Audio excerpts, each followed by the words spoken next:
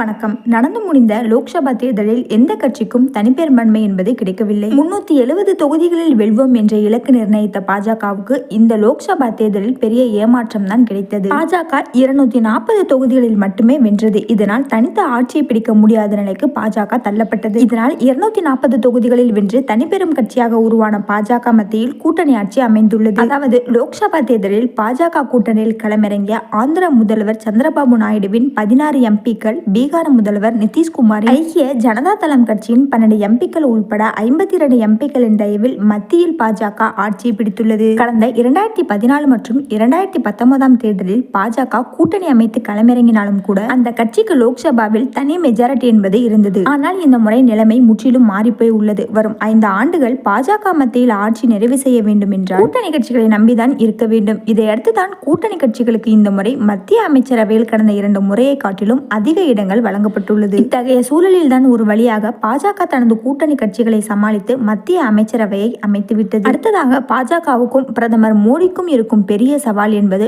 லோக்சபா சபாநாயகர் பதவியாகும். இந்த பதவி என்பது மிகவும் முக்கியமாகும். அதாவது லோக்சபாவில் நம்பிக்கை வாக்கெடுப்பு, கட்சி தாவல் தடை சட்டத்தின் மீது ஒரு எம்பி மீது நடவடிக்கை எடுப்பது உள்ளிட்ட முக்கிய அதிகாரம் சபாநாயகரிடம்தான் இருக்கும். இன்னும் சொல்ல போனால் மத்திய பாஜகவின் ஆட்சியின் பெரும்பான்மைக்குரிய சிக்கல் ஏற்படும் பொழுது ஆட்சியை கவிழ்ப்பது மற்றும் காப்பாற்றும் அதிகாரம் என்பது சபாநாயகருக்கு தான் இருக்கும். இதனால் தான் இந்த சபாநாயகர் பதவி மீது பாஜக கூட்டணியில் பாஜக, சந்திரபாபு நாயுடுவின் தெலுங்கு தேசம், நிதிஷ்குமாரின் ஐக்கிய ஜனதா தளம் கட்சிகள் குறிவைத்துள்ளன. ஆனால் பாஜக சபாநாயகர் பதவியை தக்க வைத்துக் கொள்ள விரும்புகிறது. அதோடு சந்திரபாபு நாயுடு நிதிஷ்குமாரை சமாதானப்படுத்த திட்டமிட்டுள்ளதாகவும் சொல்லப்படுகிறது. இத்தகைய சூழலில் தான் பாஜகவுக்கும் பிரதமர் மோடிக்கும் சபாநாயகர் பதவி விவகாரத்தில் புதிய சிக்கல் ஏற்பட்டுள்ளது. இந்த சிக்கலுக்கு காரணம் இந்தியா கூட்டணியாகும். அதாவது எதிர்க்கட்சிகளின் இந்தியா கூட்டணிக்கு தற்பொழுது லோக்சபாவில் 234 எம்பிக்கள் உள்ளனர். இதனால் துணை சபாநாயகர் பதவியை பெற இந்தியா கூட்டணி விரும்புகிறது. ஆனால் பாஜகவோ சபாநாயகர் பதவியை தங்களுக்கும், துணை சபாநாயகர் பதவியை கூட்டணி கட்சிகளுக்கு வழங்கவும் திட்டமிட்டுள்ளது. இந்த நிலையில் தான் தங்களுக்கு துணை சபாநாயகர் பதவியை விட்டுக் கொடுக்க வேண்டும், இல்லாவிட்டால் லோக்சபா சபாநாயகர் தேர்தலில் வேட்பாளரை நிறுத்துவோம் என இந்திய கூட்டணி பாஜகவிடம் கூறியுள்ளது. இதனால் போட்டியின்றி சபாநாயகரை தேர்வு செய்து விடலாம் என்று பாஜக கருதி வந்த நிலையில் இந்தியா கூட்டணியின் இந்த முடிவு பாஜகவை கலங்க வைத்துள்ளது. நடந்து முடிந்த லோக்சபா தேர்தலை தொடர்ந்து